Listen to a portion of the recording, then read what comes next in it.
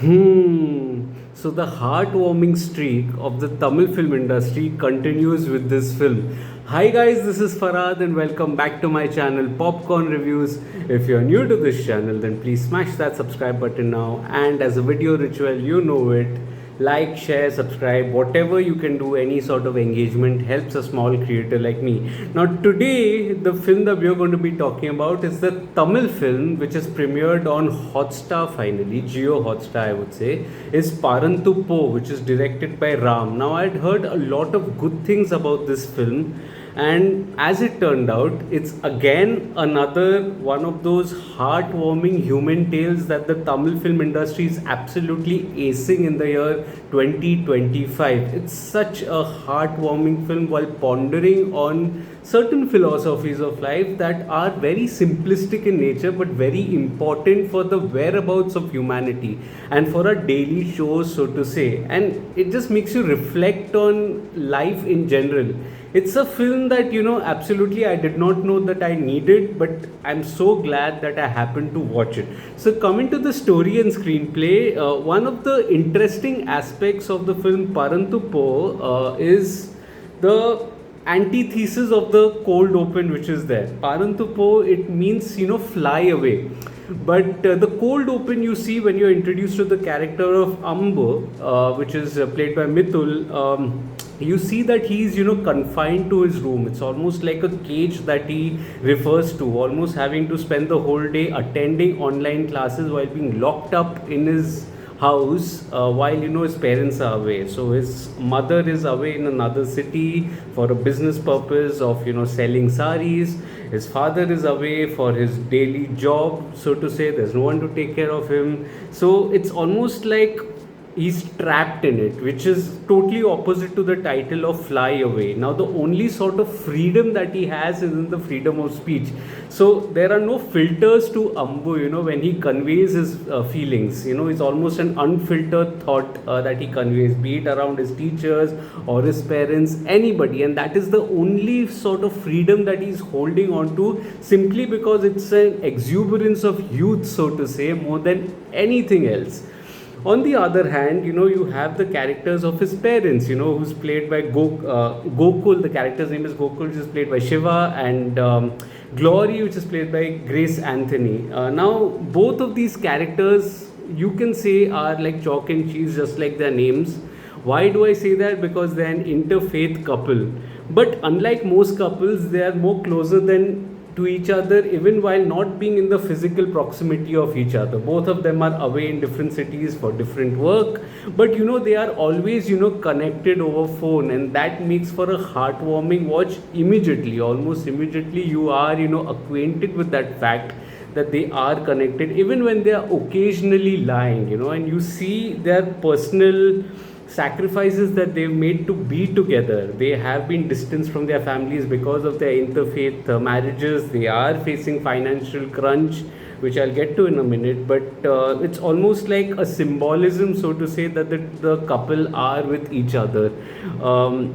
You see that Gokul loves smoking, he loves cigars. And and Grace, which is Glory, rather. Glory, she has a air pump, a hand pump, which is for asthma. It's like they are polar opposites to each other, but they are still complementing the partnership of marriage, so to say. Now, one of the catalysts in the film here is the financial status of the family in general. For Ambu, it is only about being restricted to his home without having to go to places that he would like hills, or pluck sunflowers, or watch sunrises, sunsets, whatever be it in nature. He's not able to do that, but confined to his room, occasionally enjoying a slice of pizza. In a scene, you also see him so bored that he offers a slice of pizza also to a delivery boy, and I think that forms the crux of his imagination of the financial state that his family is in. For Gokul and Glory, it is slightly different. For Glory, you see her always instead of taking a personal transport to her hotel or a house where she's staying in Coimbatore, she has to walk all the way take a bus, again walk, despite it being in the dims of the night, and she's been accustomed to the glares that she gets on the road. I think that's a little scary for every woman, out there. But she has to do that, simply so that she can accommodate all the money that she can for her family. For Gokul, it is slightly different, He wants his son to be happy. He wants, despite the financial situation, he's still willing to spend on his son.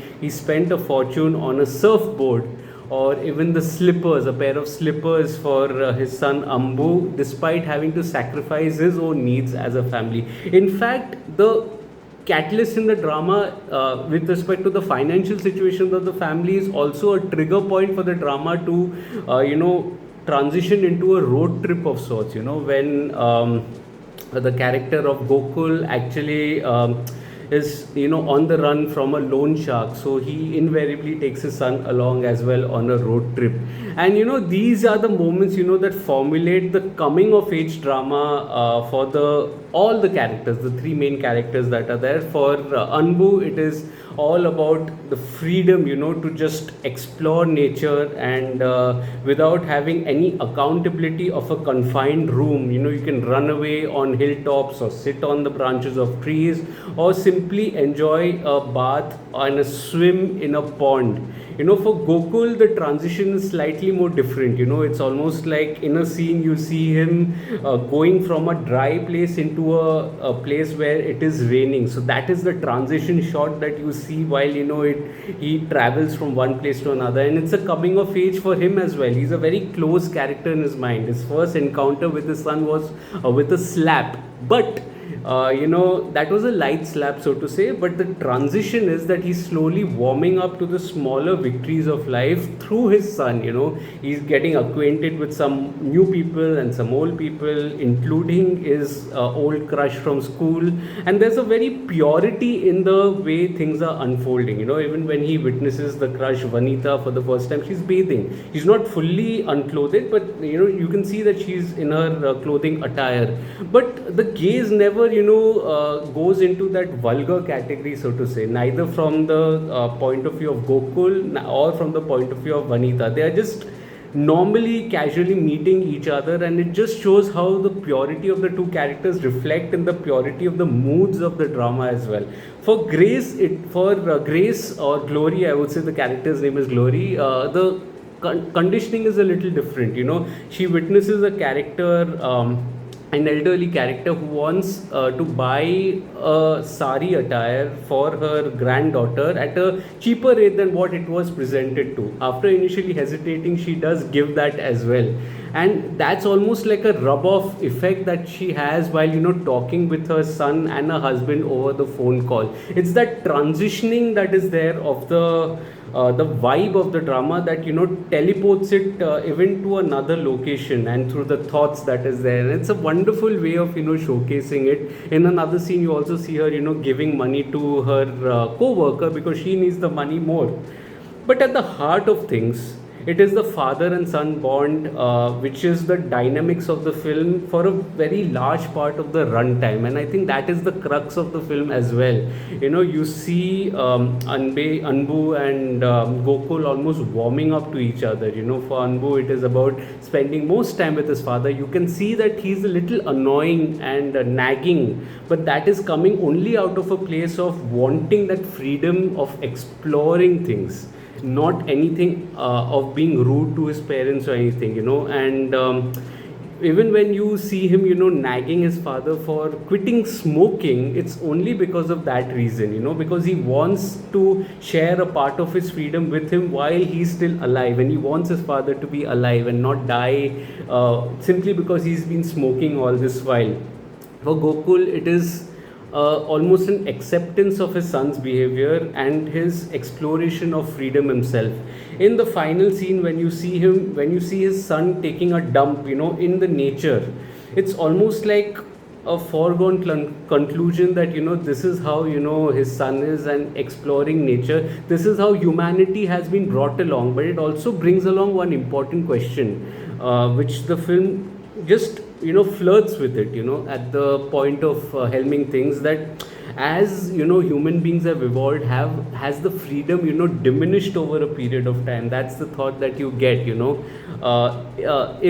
as you see the family sharing a very heartwarming moment, and this is the kind of thing that makes you ponder and makes you want to just pause in life and just reflect and enjoy the smaller victories and smaller moments that will actually be an amalgamation of sorts, which you call life in general. It's not about taking life too seriously about anything, no matter what the situation it is in. It is about exploring and enjoying your freedom, whether it be in nature, amidst your loved ones, and that is the message that the screenplay wishes to give. Now, quickly coming on to the technical side of things, the dialogues, the music, and the screenplay, I think the dialogues are very, very grounded here.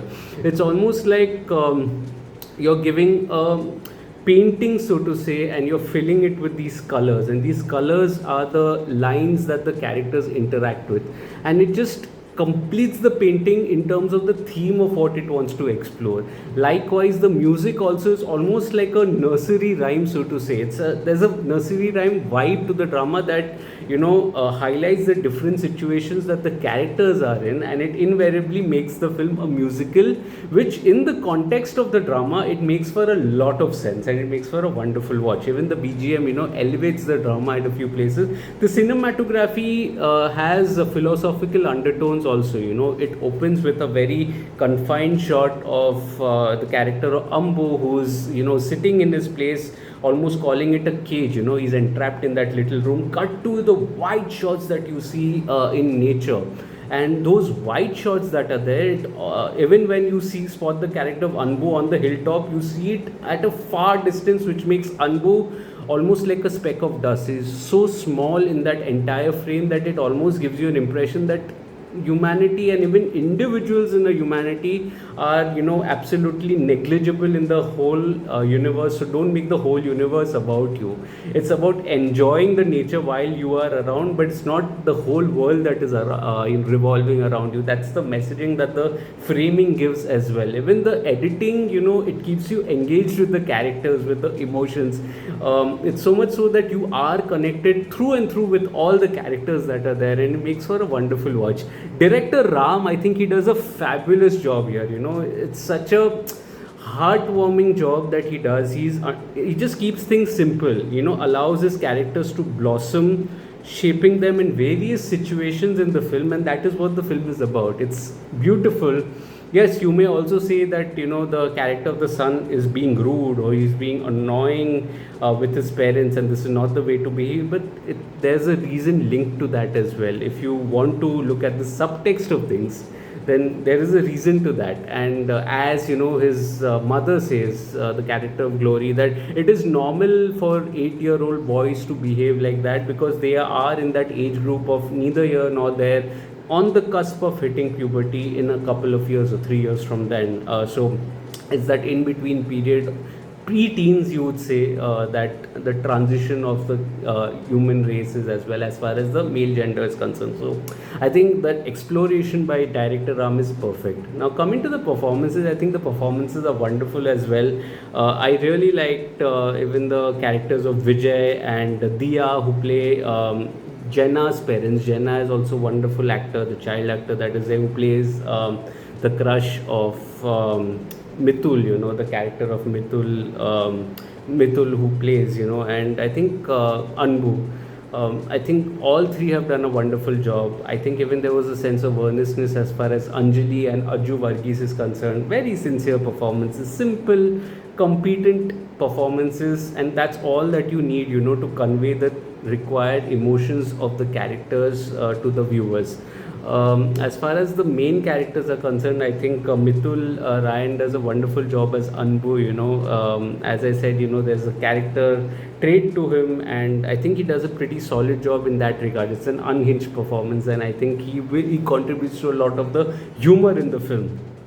As far as Shiva is concerned, I really like Shiva as well. It's almost like a transition, similar to what Suri had, from a comedy role to something that is something serious. But here also, it's not a caricaturish kind of a comedy role. It's almost like playing catch up to his son and warming up to his demands. It's a wonderful performance that he uses his body language really well, his expressions really well. Likewise, even Grace Anthony, is such an affable character. She's you can see the empathy and the vulnerability of a character, of what her mother wants for a child but is not able to afford, her own insecurities with her family members that are there, who've distanced herself for interfaith marriage of a character for over 10 years now. It's all the vulnerabilities that are there are nicely touched upon, and it ends with a lot of hope as well. And I think that is what Grace Anthony's character is also.